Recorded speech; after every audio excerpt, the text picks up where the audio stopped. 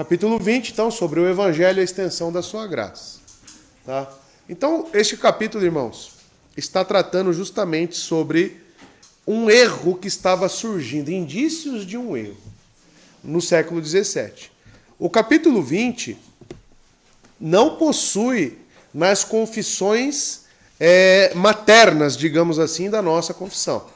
Né? Porque a nossa confissão ela foi extraída inicialmente da de Westminster e depois ela também tirou ali alguns pontos de Savoy, né? A declaração de Savoy, que é os congregacionalistas.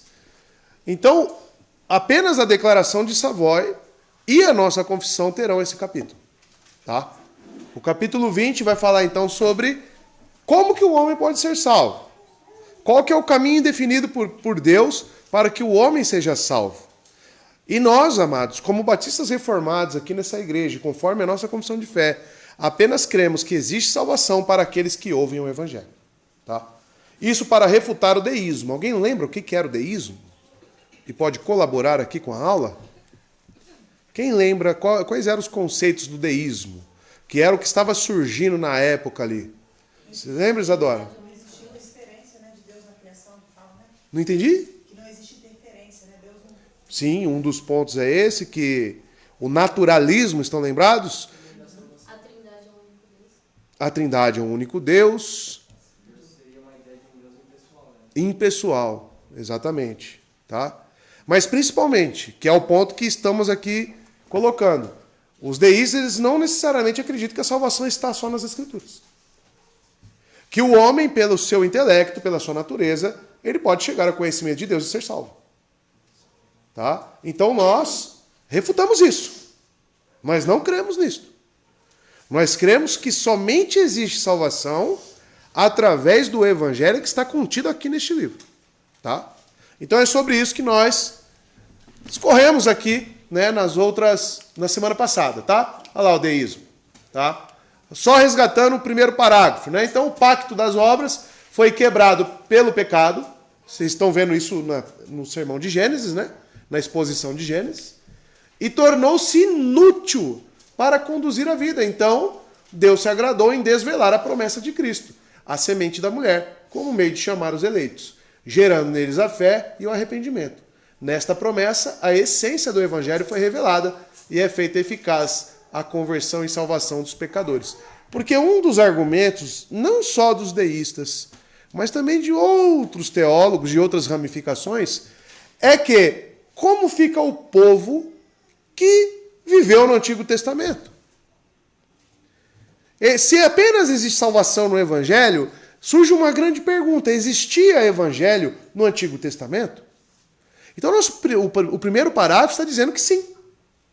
Já em Gênesis, onde a semente da mulher pisaria na cabeça da serpente. É o que nós chamamos de proto-evangelho, que significa o primeiro evangelho. A primeira aparição do Evangelho nas Escrituras. Tá? Então, sempre a salvação foi pela revelação especial, tá? Porque você pode dizer, não, pastor, mas aquilo não necessariamente foi escrito para os nossos primeiros pais. Mas foi Deus falando diretamente da sua boca. Então, era uma revelação especial, tá? Não estava contido no geral, estava contido na questão da vontade soberana de Deus em revelar ao homem, tá? Então o Evangelho está contido, sim, no Antigo Testamento. Nosso primeiro parágrafo, ele vai tratar sobre isso, sobre o proto-evangelho, tá? Justamente porque o pacto de obras foi quebrado. Pacto de obras salva alguém? Né? Não, por quê? Porque ele foi quebrado. É um pacto quebrado. É um pacto de desobediência, tá bom? Aí entramos no segundo parágrafo, que já foi abordado também aqui. Vamos resgatar aqui o conceito? Olha lá. Promessas de salvação apenas pelas Escrituras. E o que disse? Esta promessa de Cristo e da salvação, por meio dele, é revelada somente pela palavra de Deus. Nem as obras da criação ou providência, com a luz da natureza, desvelam a Cristo, tá? Ou a graça por meio dele. tanto de uma forma geral ou de uma forma obscura. Muito menos os homens destituídos da revelação dele pela promessa ou o evangelho devem ser assim habilitados para alcançar a fé salvífica ou arrependimento. Porque aí também surge um argumento. E como é que fica aquelas pessoas que moram em locais inóspitos, né, em ilhas, aonde não se tem a palavra, aonde não se chegou a eles o evangelho? Esses homens serão salvos? Não. Nossa, mas coitados deles. Não é esse o pensamento que vem? Eles não ouviram o evangelho. Coitado deles. Aí eu te apresento Romanos capítulo 1. O que diz lá? Inesculpáveis. Por quê? Porque a obra de Deus, né, a criação, expressão dos atributos invisíveis de Deus. A própria criação geral revela a Deus, correto? Revela que existe um Criador, mas essas pessoas não o adoram. O que eles fazem? Suprimem a verdade pela injustiça. Tá? E você tem relatos, por exemplo, os peles vermelhas. Já conheceram os índios norte-americanos? Canibais. Nunca tiveram contato com raça humana. Você chega lá, eles praticando práticas ocultas, canibalismo. Quem ensinou isso para eles? Eles se drogam, sabiam? Eles se drogam. Eles usam drogas da própria natureza. Quem ensinou isso para eles? Estão entendendo? Adoram o Deus Sol, o Deus Lua, o Deus da água, o Deus Peixe. Os próprios índios aqui, os tupiniquins, né? Os brasileiros. Eles têm diversos deuses. Quem ensinou isso para eles? O Pele Branca?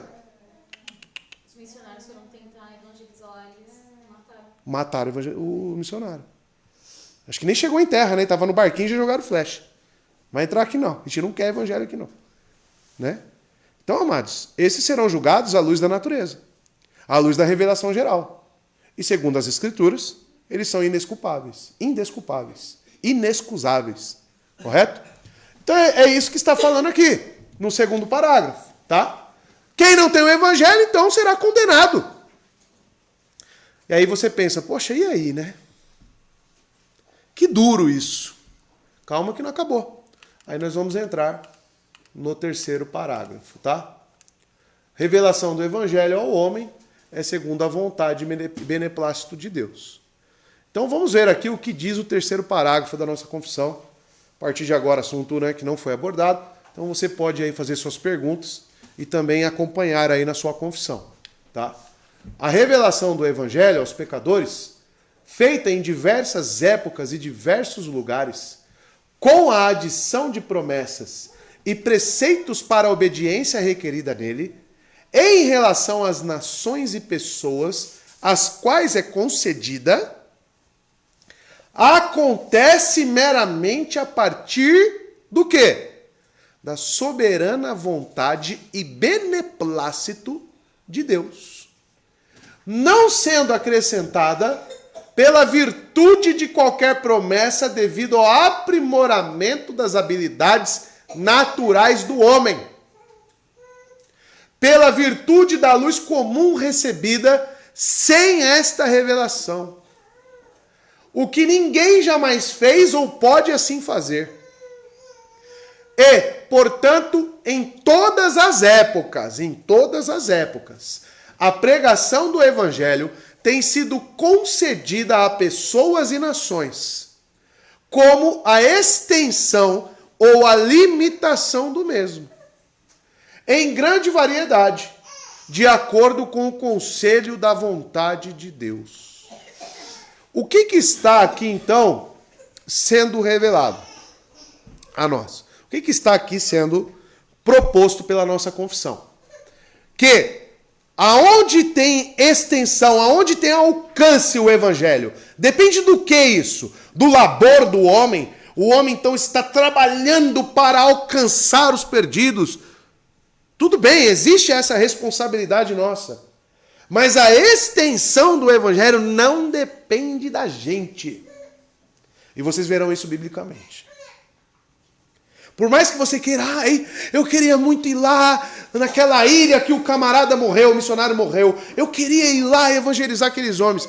Você tem um desejo até louvável. Só que você só vai chegar lá, ou só vai ter efeito realmente aquela palavra, se Deus assim quiser. Tá? Então existe um limite para o evangelho? O que você acha? Nessa extensão? Até onde Deus quer. Então existe a vontade e beneplácito de Deus. É isso que está falando aqui o terceiro parágrafo. Tá? Então veja, amados. Ai, a Lorena, eu sei que entrou alguém ali. A liberdade de Deus quanto ao evangelho. Vamos ver aqui então esse slide. A revelação do evangelho aos pecadores, em todas as épocas e lugares, olha lá, coloquei até amarelo, depende somente, que isso fique claro, da vontade soberana e do beneplácito de Deus. Ele é aquele quem determina a quem ele concede e o quão longe ele se estende e envia. Por exemplo, irmão, nós sabemos que existem lugares que o evangelho não chegou ainda. No Brasil, tá? No Brasil. Dona Rosa comentou comigo, ela foi para uma cidadezinha, né, Dona Rosa? Bem pequenininha lá em Minas Gerais. Não tem igreja evangélica lá. Não tem. O estado de São Paulo, eu acho que tem 646 cidades, é isso? Eu acho que é isso, 646, é mais ou menos isso. Você acha que todas já conhecem, tem lá alguém pregando o evangelho, realmente? Tem muitas cidades pequenas, irmãos, no nosso país, que nunca ouviram do evangelho. Aí eu te falo, nossa, temos que ir lá. Certamente, temos que ter esse desejo. Só que, você acredita, eu faço uma pergunta para você. Você acredita que Deus pode te proibir de ir lá? Você acredita que Deus pode não querer que aquela cidade seja salva? Isso tem que ser uma máxima para nós. É sobre isso que está sendo falado aqui. Tá? A revelação do evangelho não depende das habilidades naturais dos homens. Ou seja, Deus não prometeu revelar o evangelho àqueles que trabalham duro ou tentam viver uma boa vida. Aí você chega para aquela pessoa, né? Chega para o meu sogro. Nossa, Dilson. Você é uma pessoa tão boa. Só falta uma coisa para você. Jesus. Não, está totalmente errada essa frase. Está totalmente errado. Primeiro, ele não é bom coisa nenhuma. Tá? E outro, você não tem Jesus, ele não tem nada. Não é só falta, ele não tem nada. Ele está destituído de tudo. Tá? Então veja, o evangelho não depende do labor, não depende desses homens, do quanto ele é bom, digamos assim, né? Porque nós sabemos que ninguém é bom. Tá? Portanto, a revelação do evangelho repousa apenas no conselho da vontade de Deus. Somente ele é quem determina a sua extensão ou abrangência. Este parágrafo afirma a liberdade de Deus em dar o evangelho a quem ele quiser. Ninguém no mundo merece ouvir o evangelho. Vocês estão de acordo com isso? Ninguém no mundo merece ouvir o evangelho. Tá? Nem eu e nem você. Nem eu e nem você. Muito menos ser salvo por acreditar nele. Aí a pessoa, não, eu acredito no evangelho, tem como eu ser salvo. Quem delimita isso? Não é porque você concordou com as verdades deste livro que significa também que você foi salvo. Tá? Então, beleza, tem lá a cidadezinha que nunca ouviu do evangelho. Você vai lá, distribui panfleto para todo mundo, você prega o evangelho para todo mundo, aí você fala, pronto, agora a conversão em massa vai acontecer. Pode até ter lá um monte lá que fala, nossa, eu quero. Né? Aí é os seguidores de Jesus que é atrás dele, atrás de milagres. Que era a grande maioria, diga-se de passagem, né? Deus, olha, portanto, Deus concedendo aos pecadores fé e arrependimento. É uma grande demonstração do seu amor e graça para com o homem. Se você tem fé e arrependimento na sua vida, você deveria louvar muito a Deus. Por quê? Porque ele teve uma tratativa especial com você. Foi segundo o seu beneplácito e sua vontade lhe entregar isso ao ouvir o evangelho. Ou seja, você teve uma ação completa de Deus. Você ouviu, você recebeu a fé e você recebeu o arrependimento. E você foi levado ao encontro com Cristo. Essa é a obra de Deus. Que não só se resume no Evangelho. E nossa confissão vai dizer isso também. Então veja, ninguém merece ser salvo, irmãos. Ninguém. Se Deus tivesse salvo apenas uma pessoa, olha que legal isso aqui, ó. Se Deus tivesse salvo apenas uma pessoa e enviado todo o resto para o inferno, ele teria sido perfeitamente justo. Você concorda com isso? Digo mais, se não quiser salvar ninguém. Aí as pessoas, não, esse Deus é injusto, né? Ficam atacando o caráter moral de Deus. Esse Deus é injusto. E se ele não quiser salvar ninguém? Porque qual era a nossa condição? Justamente andávamos segundo os nossos prazeres. Estávamos sobre a ira de Deus. Quem quis nos salvar? Ele. Ele. Tá? Mas se ele não quisesse, ele deixaria de ser justo? As pessoas colocam Deus como mordomo.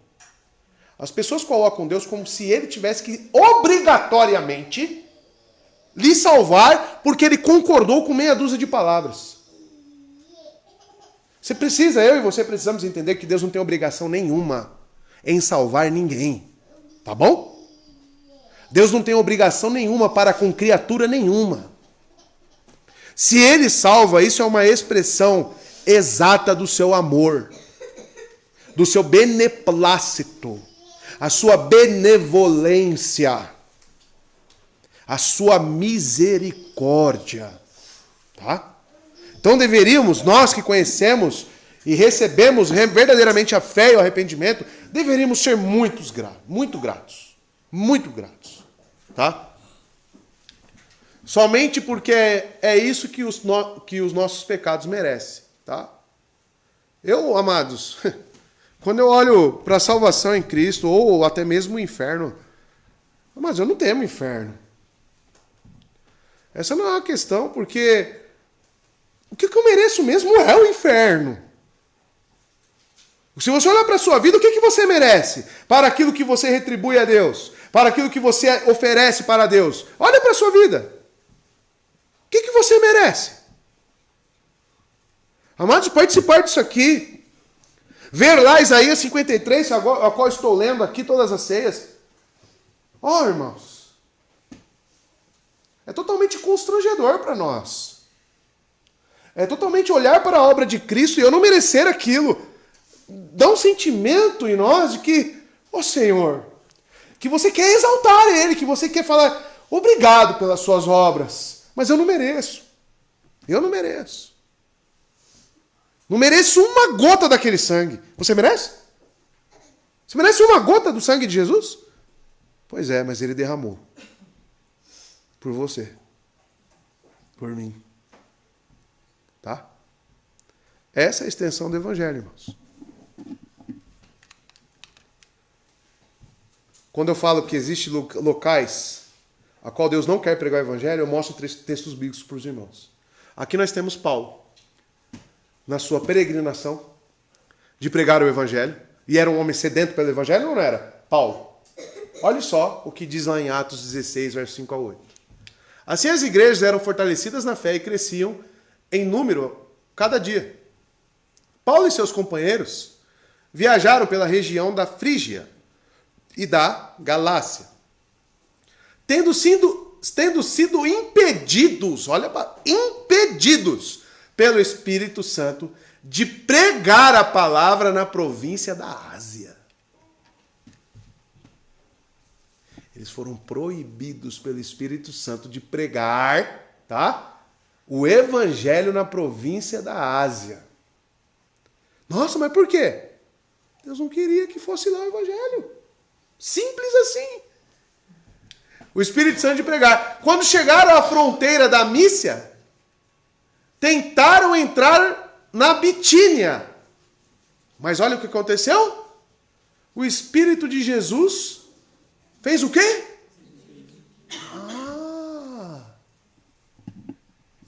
Então tinha os locais determinados para onde se pregar o Evangelho? Aí você quer falar para mim que não existe eleição? Fala lá pro semi-pelagiano que você conhece, para ele te falar por que não era pregado lá o evangelho. Por que o Espírito Santo impediu? Para que esse negócio que o evangelho é para todos, não é para todos não. Tá? Isso é uma mentira. O evangelho não é para todos. O evangelho é para quem crê. O evangelho é para quem tem arrependimento na sua vida. Como hoje estava falando ali, saí falando, nossa, olha só, me surpreendeu a Cracolândia. Saiu daqui, acho que estava passando um integrante da Cracolândia. Né? Ele falou, ora por eles, pastor. Falou para mim. São as ovelhas perdidas. Primeiro, ovelhas? Pode até ser que tenha alguma ali. Não sei. Mas se realmente tiver, você acha que vai permanecer naquele estado ali? Perdidas? O bom pastor, ele resgata todas as suas ovelhas. É isso que ele prometeu. E aquele bom pastor de João 10 lá, não é eu não, é você? Não é eu não. É o próprio Cristo. Tá bom? É ele que resgata. Eu anuncio o evangelho. Tá? E eu pergunto para você acha que eles sabem aonde encontrar o evangelho? Aqueles homens? Claro que sabe. Tem uma placa de uma igreja gigantesca ali. Mas você acha que quer? Não quer, irmão. Sabe o que eles querem? Uma pedrinha desse tamanho aqui, que põe no cachimbo, acende, e eles ficam doidão. É isso que eles querem. Perdidos? Eles não estão perdidos. Eles estão bem, deliberadamente, eles querem estar no caminho que eles estão percorrendo. Eles não estão perdidos. Eles sabem o caminho que eles estão. Tá bom? Ah, pastor, porque você fala assim, eles são viciados. Pois é, mas alguém obriga, põe uma arma na cabeça deles para eles fumar crack? Ele está naquele estado ali por quê? Amados, eles quiseram isso. Ponto final. E devemos entender isso. Quando eu era alcoólatra, ninguém colocava uma arma na minha cabeça para me beber. Praticamente todos os dias da semana. Eu ia lá porque eu queria. E eu sabia muito bem o que eu estava fazendo. E eu desejava aquilo. Certo, Gessé? Então vem aí a questão da soberania e responsabilidade. Olha lá. Essa questão destaca a importância das doutrinas da graça.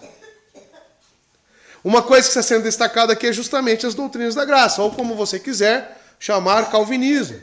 Tá bom? Para a preservação dos esforços missionários evangelísticos, dos erros que destroem o zelo missionário. Tá?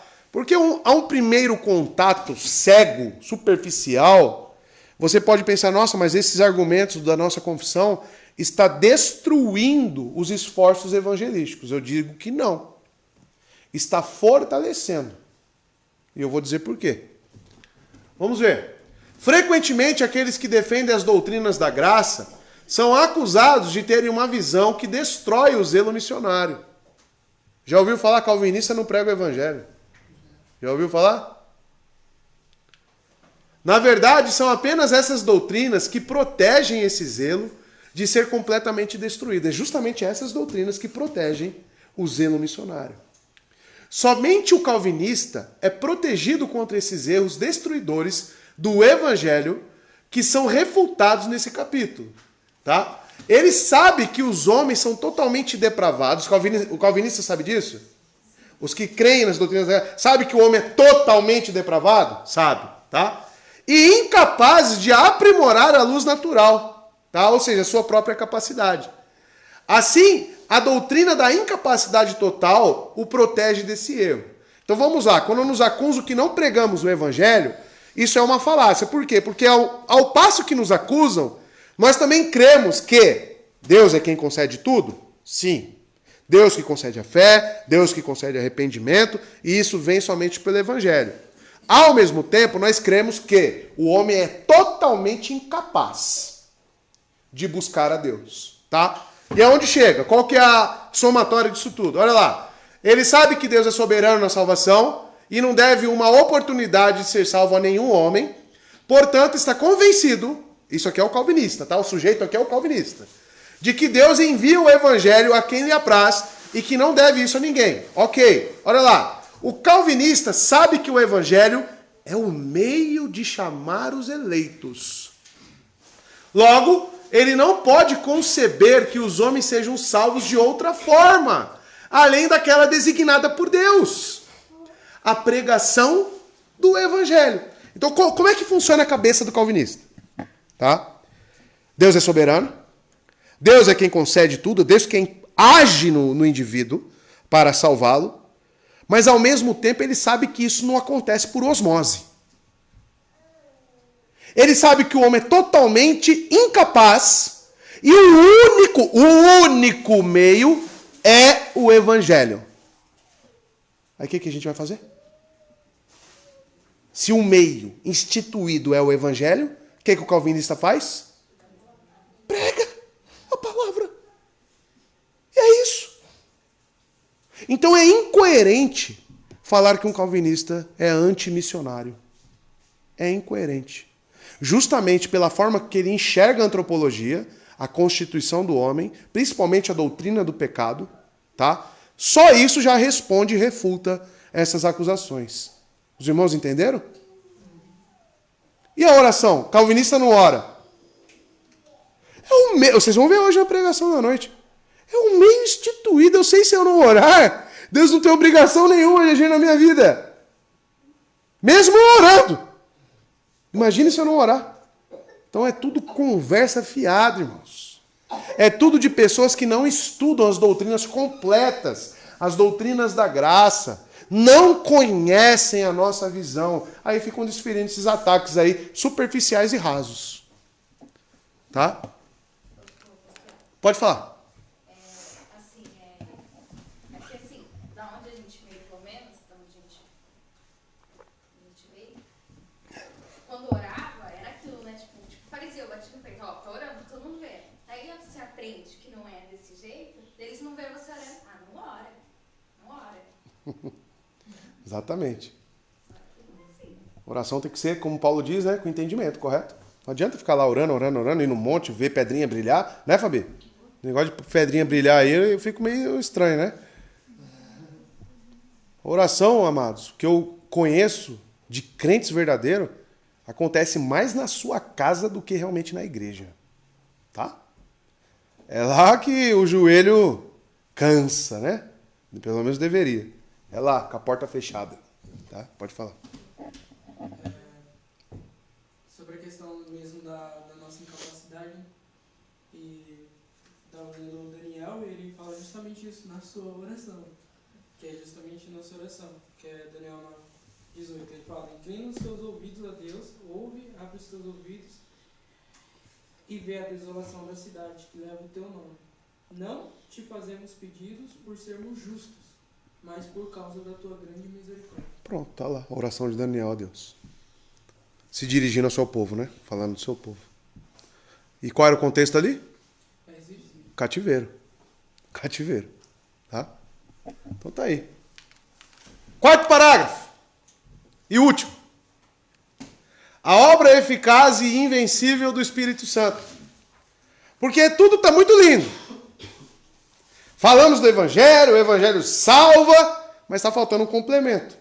Quem que está faltando falar aí? Espírito Santo, que é quem aplica essas palavras. Tá? Olha o que diz o parágrafo. Apesar do Evangelho ser o único meio exterior de revelação de Cristo e da graça salvífica, e é, como tal, por isso, abundantemente suficiente, ainda assim, para que os homens que estão mortos em delitos possam nascer de novo, serem vivificados ou regenerados, tá? São tudo termos intercambiáveis, tá bom? Regenerados, vivificados, nascer de novo. É necessária uma obra eficaz e invencível do Espírito Santo sobre toda a alma, para produzir neles uma vida espiritual. Quem que produz vida espiritual, então? Ah, tá. Sem a qual nenhum outro meio, sem a qual quem? O Espírito. Nenhum outro meio será suficiente para a sua conversão a Deus. Então pode ouvir o que for, pode vir Jesus Cristo pregar, pode acontecer o que quiser.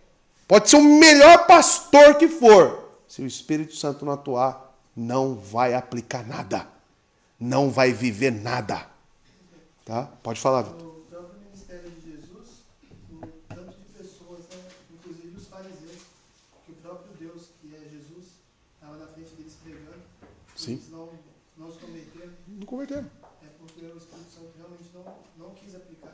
Exato. E Jesus ainda falou, né, que Jonas pregou para Nínive e Jonas foi daquela má vontade, né? A pior pregação da história. E eles se converteram e Jesus falou que ali estava aquele que era maior do que Jonas. Sim. Então ele ainda falou, né, que o povo de Nínive ia se levantar no dia do juízo. A rainha, né? Também, que foi até Salomão também, né? Atrás da sabedoria. E nós sabemos que aquela sabedoria remetia a Cristo, né? Exatamente isso. Então, amados, o que eu falei de manhã aqui? Irmãos, eu não sou o Espírito Santo. Eu não tenho obrigação nenhuma de ficar pegando você pela mão e falar, você tem que ir para a igreja. Quem produz vida espiritual, cadê? Aqui, ó. Vida espiritual, para produzir neles uma nova vida espiritual. Quem é que faz isso? O Espírito. Eu não sou o Espírito Santo. Tá? Ninguém aqui é. Tá bom? Nós temos que entender isso. Isso é tão leve. Tá? Isso aqui não é uma bengala para mim. Porque muitos podem pensar isso. Ah lá, fica usando a bengala, né? O Espírito Santo, aí não fica indo atrás dos irmãozinhos, né? Aí usa a frase igual dos Cracolândia aí. Ah lá, ovelha perdida, você tem que ir atrás das ovelhas perdidas. Eu não sou nem o bom pastor, nem o Espírito Santo, tá? Qual que é a sua função então? Eu oro e prego. É isso. Não é isso que os apóstolos faziam? Precisamos de pessoas para administrar a mesa. Para quê? Para nos dedicar no quê? Oração e pregação. Ponto final. Tá? E o aconselhamento? Também, de certa forma, o ensino bíblico. Vai te dirigir para a palavra de Deus. É isso que eu faço. O pastor é como se fosse uma grande seta. Jesus, Jesus, Jesus. Porta estreita, aprisco, aprisco. Agora, quem que vai realmente pegar você pela mão e te levar até lá? Espírito Santo. Não sou eu. E graças a Deus por isso. Tá? Graças a Deus por isso. É isso que nós precisamos entender.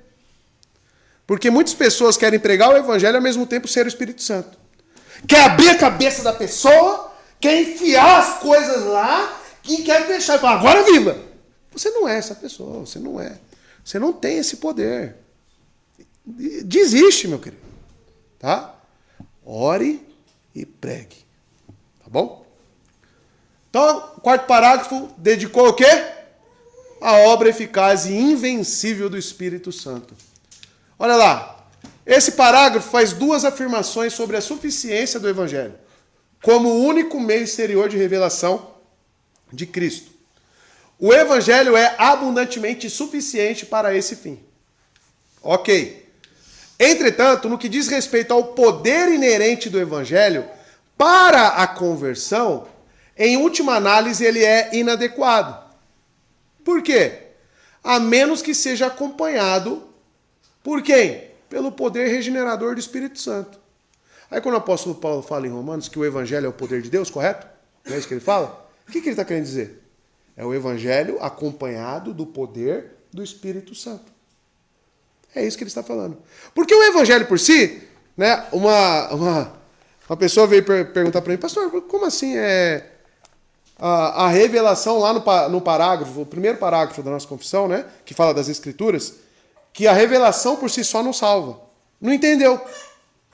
Falei, simplesmente porque, se fosse assim, era só a gente sair comprando Bíblia e panfletos e sair distribuindo, todo mundo estava salvo. O Evangelho por si só não salva, irmão. O que precisa?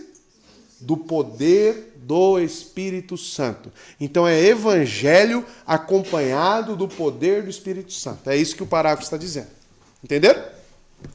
Porque senão, né, era simples, né? Dá um link no chamado eficaz. Com certeza. Que é o Espírito Santo que faz. A luminária, olha só esse exemplo aqui para elucidar essa questão. A luminária em seu quarto requer duas coisas para iluminar. O quê?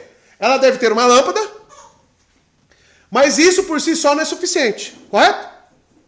Então põe a lâmpada lá, está resolvido? Olha lá o que precisa. Também precisa ser ligado em uma fonte de energia elétrica. Tem que pôr na tomada. Tá? E na tensão certa, né? Senão queima a lâmpada, explode tudo lá.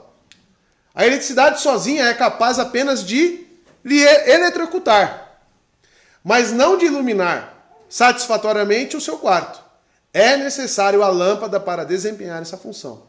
Semelhantemente, o poder do Espírito é necessário, mas ele deve operar em e através do Evangelho, para que a iluminação salvífica chegue à sua alma em trevas. Tá? Quem quer energia? Quem energiza? Quem traz vida? O Espírito Santo. E o que ilumina? Palavra, o Evangelho. Palavra revelada. Tá? Então é isso, precisa desse complemento. Tá bom? Então quando se falar o Evangelho salva, não se esqueça que isso significa que o Evangelho salvífico é aquele acompanhado do Espírito. Tá bom? Não confundam as coisas. Olha lá, a mensagem do Evangelho é o único meio externo de revelar Cristo e a graça salvífica, mas há algo mais, é necessário que os pecadores renasçam, sejam vivificados, regenerados. Esta é a obra eficaz e invencível, tá? Ou seja, irresistível, que o Israel acabou de citar ali, que ele lembrou, do Espírito Santo sobre toda a alma eleita, que é o chamado interno e obra do Evangelho em pecadores. Esta obra do Espírito nos dá uma nova vida espiritual, sem a qual nenhum outro meio afetará sua conversão a Deus. Sem o trabalho do Espírito Santo, não há conversão verdadeira. Não há. Você acredita que tem pessoas dentro da igreja que não têm o Espírito Santo?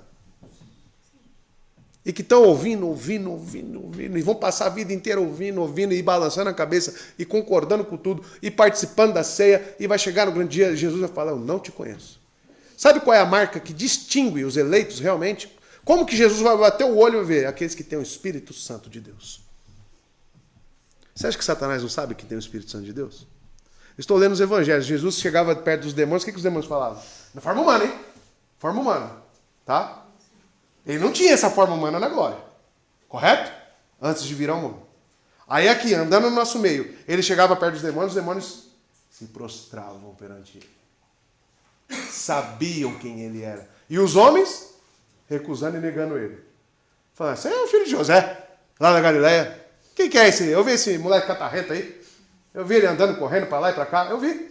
Eu sei quem ele é, mas era o próprio Cristo. E Isaías fala, não tinha nenhuma beleza, né? Nada que chamasse atenção nele. E você? Será que recusaria Cristo? Se tivesse fé e arrependimento, não. Entregue por Deus. Tá? Amados, é necessário, tem que ser acompanhado pelo Espírito Santo. É verdade que o Evangelho é o poder de Deus para a salvação, e todos que acreditam, né, nisso, mas que o poder não está sozinho, é acompanhado pelo Espírito Santo, que aplica as verdades do Evangelho e a obra de Cristo aos eleitos. Para nascer de novo e assim ser salvo, é necessário nascer do Espírito. Portanto, para salvar, Deus envia tanto o Evangelho quanto o seu Espírito para tornar esse trabalho eficaz nos corações dos seus eleitos. Deus nos limpou e nos regenerou pelo Espírito. A lavagem da regeneração e renovação do Espírito Santo, conforme está lá em Tito 3,5. Desta forma, vemos a obra trinitária da redenção. Ou seja, quem age? O Evangelho é no nome de quem? Quem nos anunciou o Evangelho? O próprio Cristo. Quem determinou isso lá antes da fundação do mundo? Deus. Quem aplica? O Espírito Santo. A obra da Trindade. Tá? Textos. Não me envergonhe do Evangelho, porque é o poder de Deus para a salvação de todo aquele que crê. Primeiro do judeu, depois do grego. João 6, 64 e 65. Contudo, há algum de vocês que não creem, pois Jesus sabia desde o princípio quais deles não criam. E quem o iria trair? Será que as coisas já estavam determinadas? E prosseguiu. É por isso que eu lhes disse que ninguém pode vir a mim, a não ser que isso lhe seja dado pelo Pai. Olha o contexto das palavras, né, de que ninguém pode vir a mim. Olha o contexto. Né? Como eu amo João 6, viu? Mais do que Romanos 9. Eu prefiro esse texto aqui, ó, irmãos, do que Romanos 9. Tá? Fora outros, né, que tem infinitos. Né? João 3. Respondeu Jesus, digo-lhe a verdade, ninguém pode entrar no reino de Deus, olha lá, se não nascer da água e do Espírito. Tá? O que nasce da carne é carne. Ele está falando para quem isso aqui? Quem lembra? Nicodemos, tá? O que nasce da carne é carne, mas o que nasce do espírito é espírito. O que Jesus então falou para Nicodemos? Você precisa crer e se arrepender. Você não é salvo, Nicodemos. Enquanto você permanecer apegado nessa salvação por obras aí do judaísmo, você vai continuar na carne. Tá? Então por isso que ele fala, você tem que nascer você tem que voltar para o ventre da sua mãe. Né? Que ele entende isso, mas aquilo não é uma linguagem que ele está usando ali, ele está justamente entendendo o que Jesus está falando. Ele está falando, como é que eu vou abandonar tudo que eu recebi? Como que eu vou abandonar toda essa gama de conhecimento, essa herança dos meus pais? Como que eu vou fazer isso? Lembrando que tinha expulsão da sinagoga, tinha perseguição se ele fizesse aquilo. E Jesus vira para ele, você precisa nascer de novo. E com uma tranquilidade, só que se você analisar, é tão duro ouvir aquilo de Cristo. Já pensou Cristo chegar para você e falar, Vitor, você precisa nascer de novo. Meu amigo. Eu grudar nele igual Jacó. Grudar no pé dele, não vai, não sai daqui. Aí vem Pedro e dá uma bicuda.